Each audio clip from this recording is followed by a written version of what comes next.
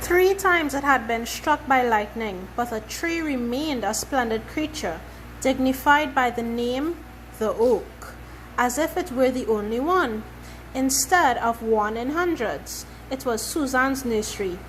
In cavities in its sides she kept her toys, and from the shoots springing from the round bosses she hung her pipe of elder and her triangle. In the hollows between its roots she made a kitchen with acorn food and a bed of leaves. A swing hung from one great horizontal bow, and here she spent many hours.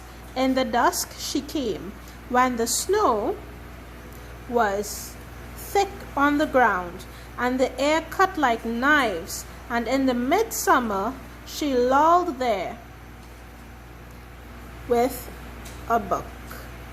The tree was on the edge of a sudden dip, a steep fall into the valley, and Susan felt like a bird swooping across the fields, only to be pulled back to the tree again. But twice the tree had tried to kill her.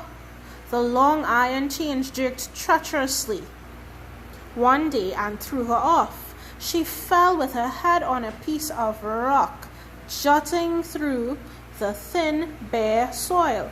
She was carried home, bathed in blood by her troubled father, and stitched up by the village doctor. For a time she kept away from the tree, and she played again, and then she played again beneath it. Weeks later, she sat swinging slowly, looking across the valley to the little white roads which climbed the hills and disappeared over the top. She had never been over them. They led to wild country, where there were no trees and no rivers, only moorland and waste places. It was quiet, for the wind had dropped even in that high place, and Susan swayed backwards and forwards, drinking in the peace of the countryside. The bird stopped singing above her head and flew to the lovely ash tree. Only the green moths which lived in the oak fluttered softly around. Then Susan heard a tiny sound, so small that only ears tuned to minute ripple of grass and leaf could hear it. It was like the tearing of a piece of the most delicate fairy calico, far away, hidden, deep, as if an elf were making new sheets. She took no notice, but an absurd reasoning terror seized her. The things from the wood were free.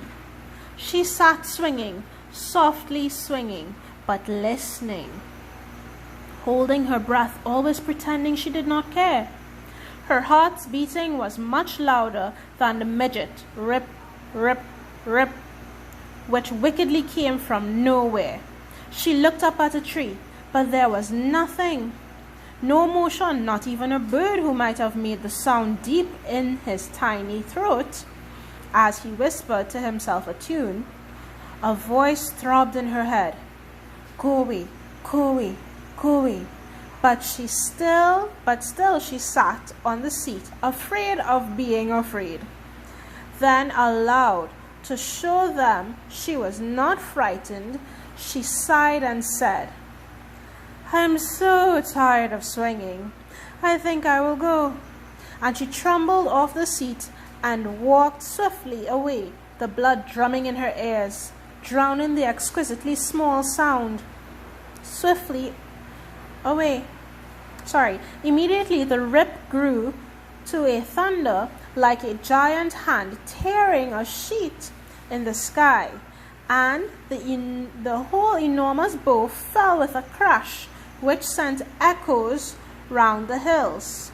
The oaken seat of the swing was broken to fragments, the rock was split, and the great chains were bent and crushed.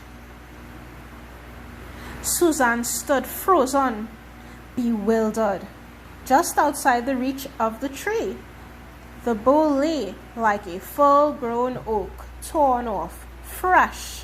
The oak tree stood inimical, hating, and Susan never moved.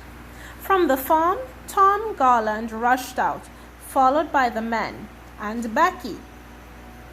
The dog barked, and the horse and mares galloped across the fields. "Susan! Susan!" shouted Tom from the gate. "Susan!" he cried, trembling with fear as he came to her. "I thought you had been crushed to death. What happened? How did you escape? I heard the oak drop its bough with the noise of a house falling, and I hardly durst look. I knew you were swinging." Susan never answered as she was led away.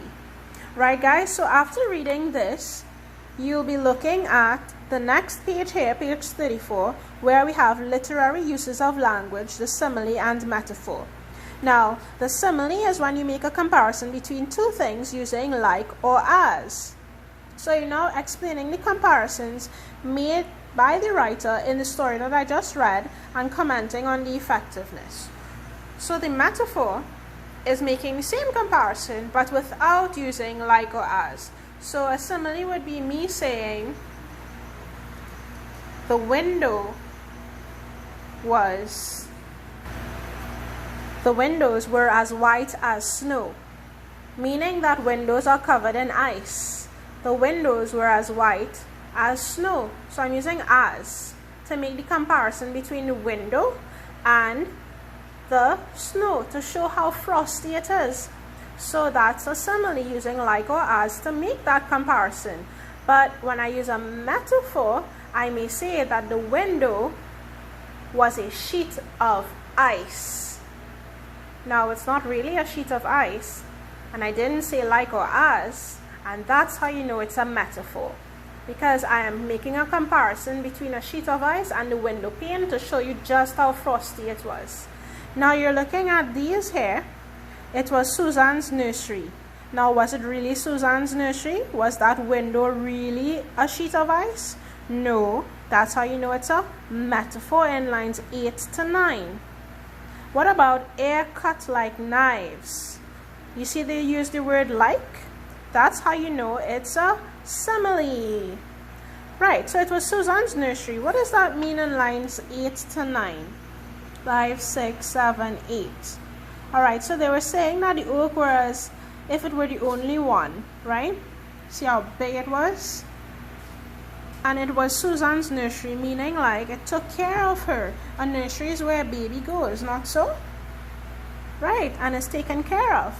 So it was Susan's nursery means that they were likening the tree to a nursery, to Susan's nursery. They're making a comparison between the two to show how loving, caring, and comforting that tree would have been for her, and how she had all of her toys and everything in it, as if it were her nursery. Now for line 23, and the air cut like knives, and the air cut like knives, right? So basically they're saying that the wind, the air, was blowing so brisk, so much, so hard, so powerful, that it was as if it was cutting you, like knives would cut you. Okay, so basically they're using a simile to liken the air to knives, because the air was so sharp against your skin, right? Now this one should be easier. C, Susan felt like a bird. Now is that a simile or a metaphor? Susan felt like a bird. Like or as, you know it's a simile. So it's definitely a simile. And what do you think? If you're feeling like a bird, it means that you're feeling trapped? No, they didn't say a caged bird.